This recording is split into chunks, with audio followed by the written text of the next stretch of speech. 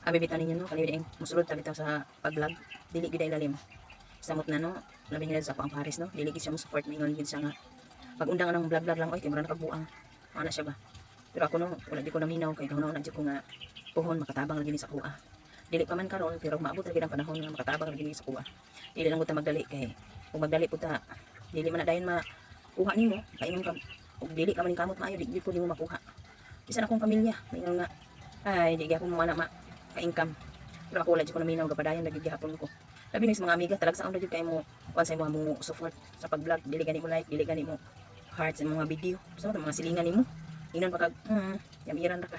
Pero dili ta mo kuanan nila, kita mo surrender padayon lagi hapon ta. Kay puhon ug maka dawat ra kita diri sa Facebook. Wala po sila apil sa pagpaningkamot lang gid nato. Manang busa kita maningkamot ra gid ta.